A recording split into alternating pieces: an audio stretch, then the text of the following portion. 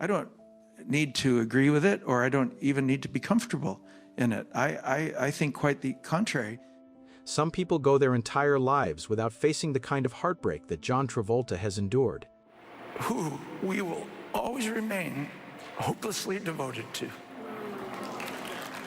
But for this Hollywood icon, tragedy hasn't just knocked once, it's returned again and again, each time wearing the same devastating mask: cancer.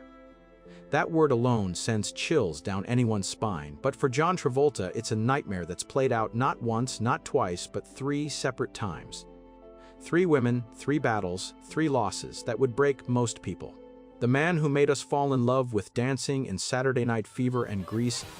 Two, give me 2, let's go. Has spent decades dancing with grief behind closed doors. Imagine you are 23 years old, on the verge of superstardom, and you watch the woman you love take her last breath in your arms. It's been this way for about 6 years now, so it all seems part of it. I don't really mind it anymore.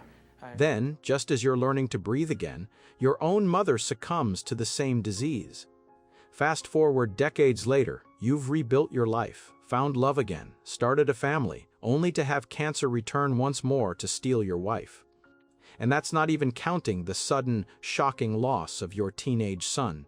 It sounds like a tragedy written for the screen, but this is real life. This is John Travolta's story. Most of us know John as Danny Zuko, the leather jacket-wearing heartthrob, or Vincent Vega, the smooth-talking hitman. We see the charisma, the million-dollar smile, the dance moves that defined generations. But behind those iconic performances lies a man who's faced more pain than anyone should ever have to endure. The kind of pain that changes you, shapes you, forces you to choose between giving up or finding a way to keep going. What makes John's journey even more remarkable is how he's handled it all. No public meltdowns, no bitter interviews, just quiet dignity and an openness about grief that's helping others navigate their own losses. He's become an unexpected voice for anyone who's ever wondered how to survive when life keeps taking the people you love most.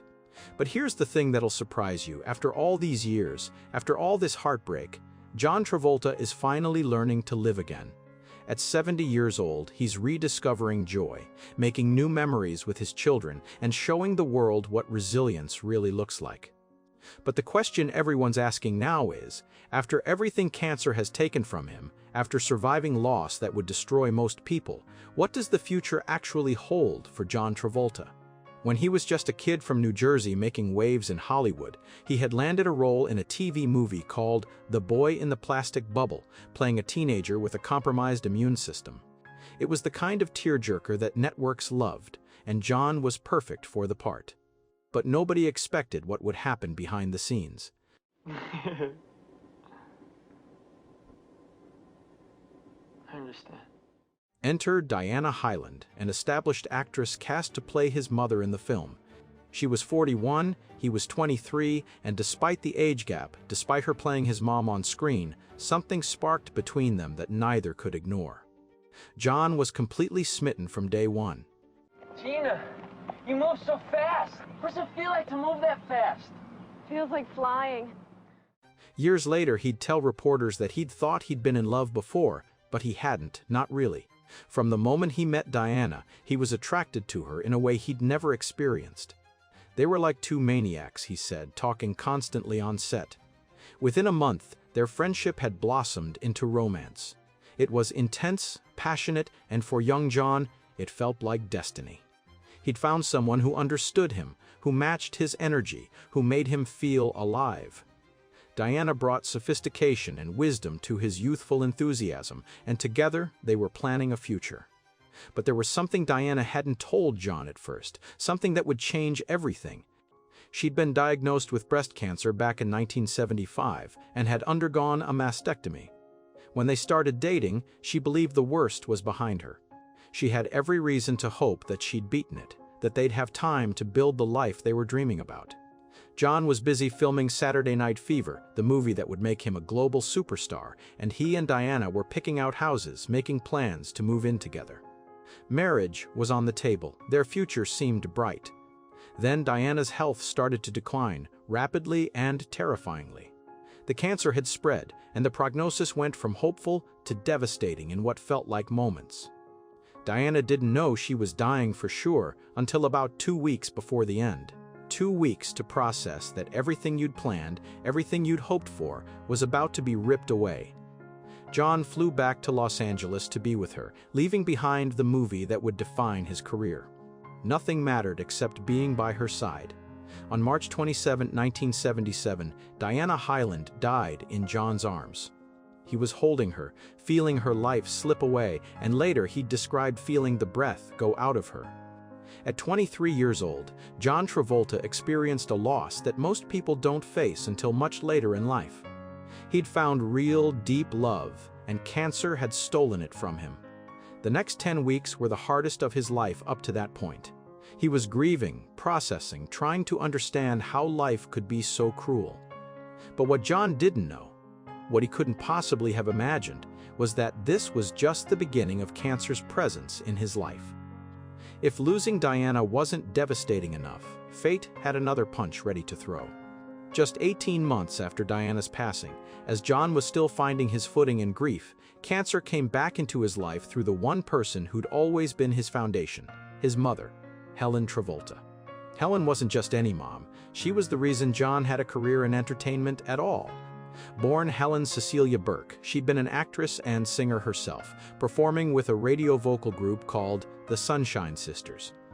She'd even appeared in small roles, including playing a lady in a paint store in Saturday Night Fever, her son's breakthrough film. Helen was the spark that ignited the fire in all 6 of her children. She'd instilled in them a love for theater, for performance, for the arts. The Travolta household was filled with music, drama, creativity. Helen later became a high school drama and English teacher, passing on that passion to countless students. But more than her professional influence, Helen was John's protector.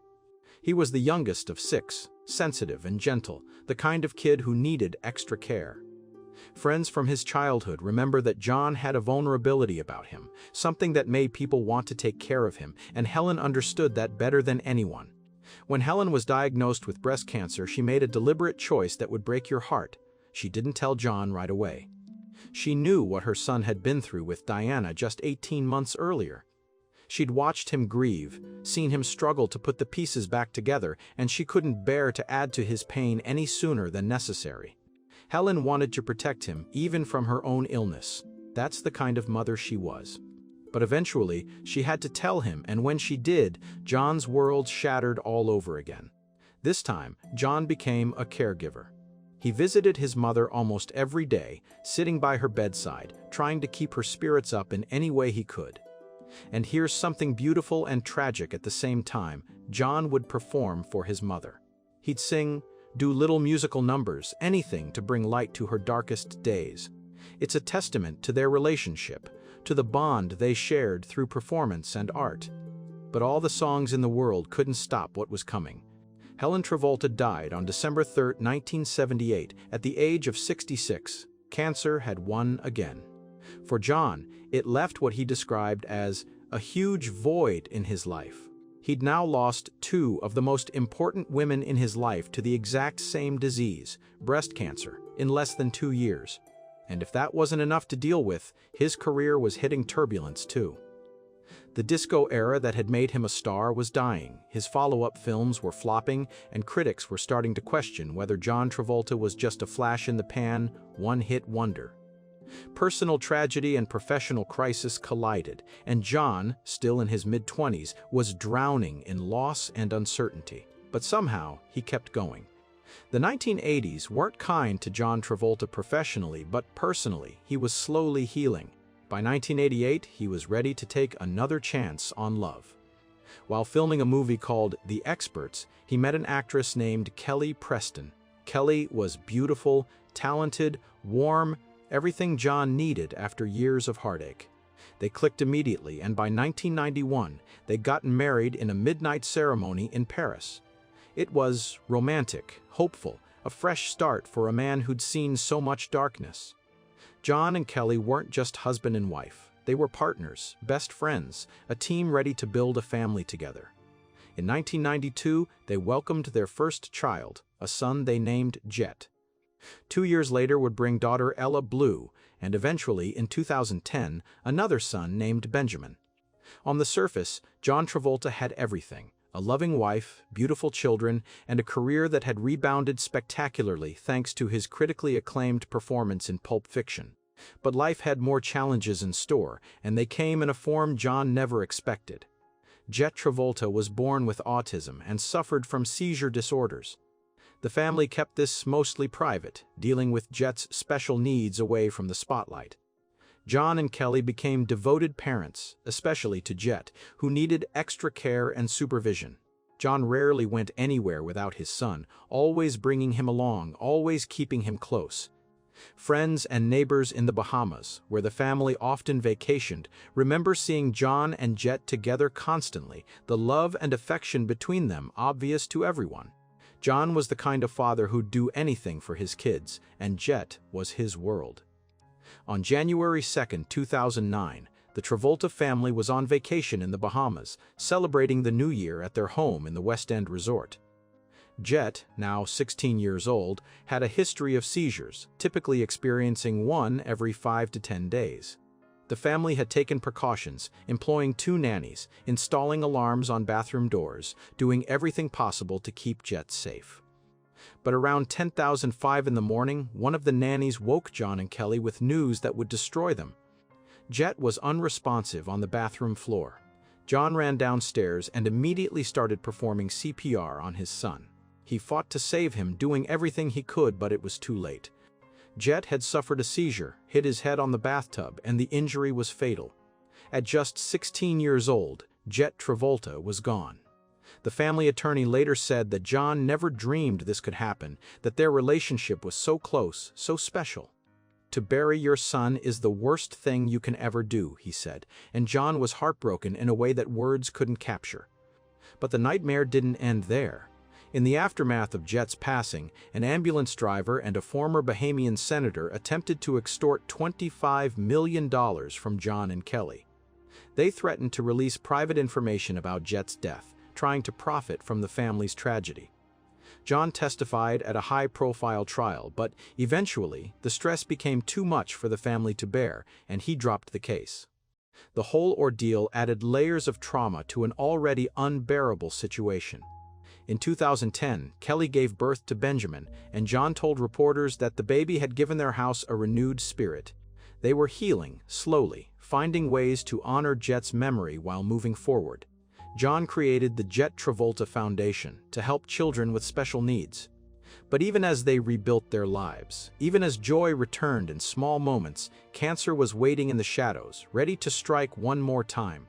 In 2018, Kelly Preston received news that must have felt like a curse coming full circle. She was diagnosed with breast cancer, the same disease that had taken Diana Hyland and Helen Travolta decades earlier. For John, it had to be a waking nightmare, a cruel repetition of history. But Kelly made a choice that speaks volumes about her character and her desire to protect her family. She kept her diagnosis almost completely private. She didn't make public statements, didn't share her battle on social media, didn't seek sympathy or attention. Instead, she fought quietly, receiving treatment at the MD Anderson Cancer Center in Houston, one of the best cancer facilities in the world. For 2 years, Kelly underwent chemotherapy, radiation, whatever treatments her doctors recommended. She kept working when she could, appearing alongside John in the 2018 film Gotti, where she played Victoria Gotti to his John Gotti. It would be her last film role, though nobody knew it at the time. After the Gotti premiere, Kelly essentially disappeared from the public eye. No more red carpets, no more interviews, no more Instagram posts showing the picture-perfect family life.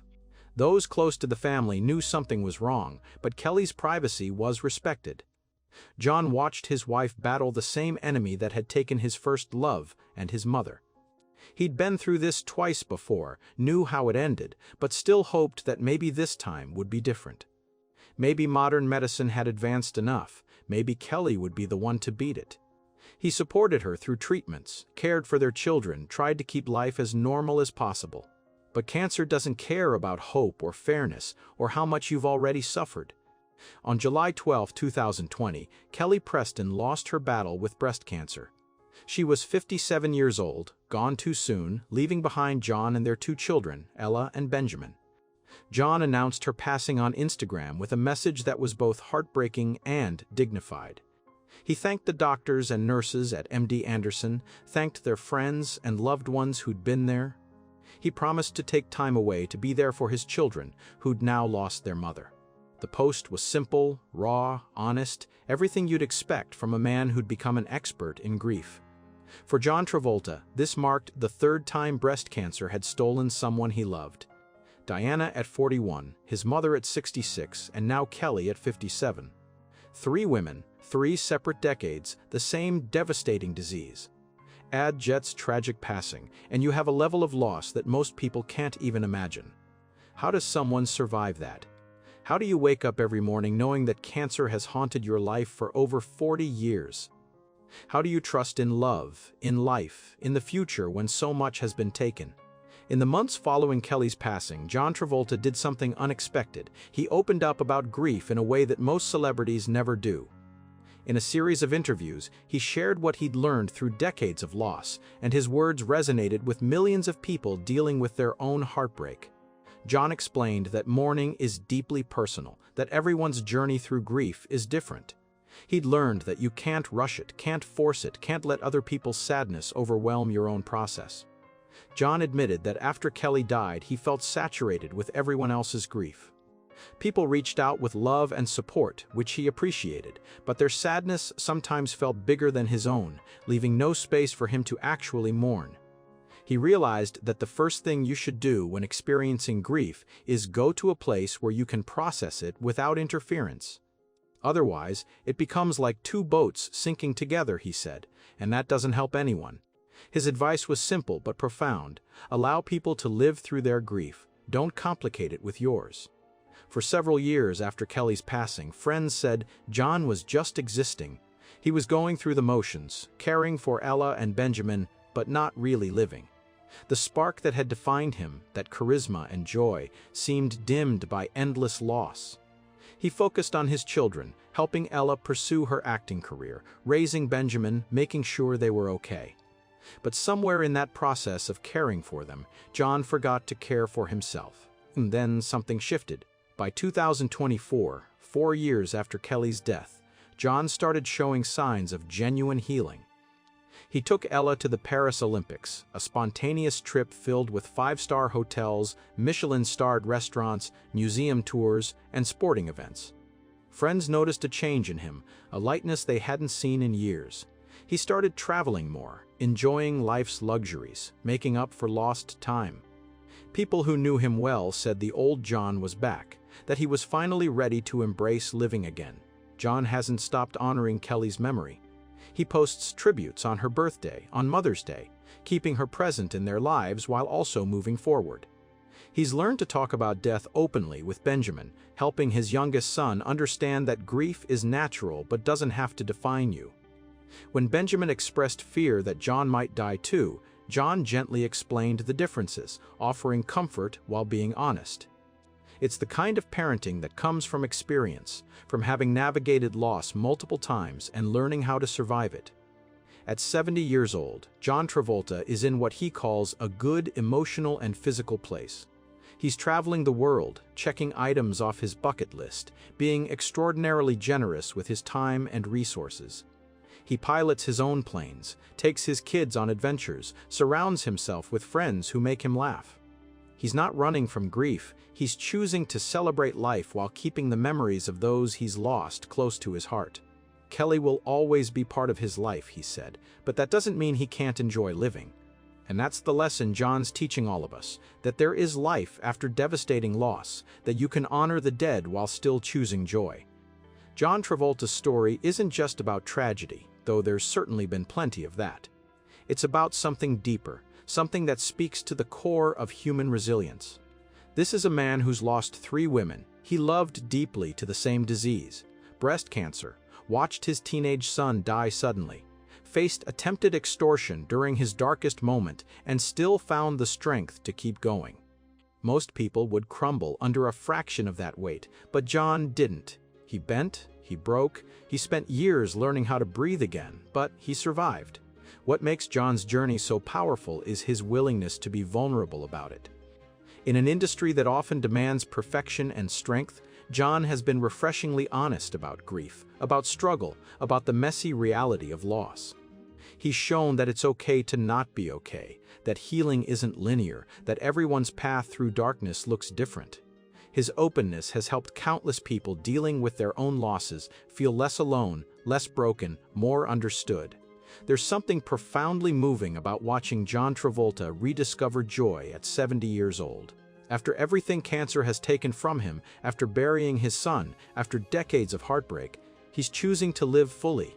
He's traveling with his children, creating new memories, allowing himself to smile and laugh and experience the world's beauty again. It doesn't mean he's forgotten Diana, or his mother, or Kelly, or Jett. It means he's honoring them by not giving up, by showing that love is stronger than loss, that life continues even when you think it can't. John once said that if he dies tomorrow, the last thing he wants to see is everyone around him sunk in sadness.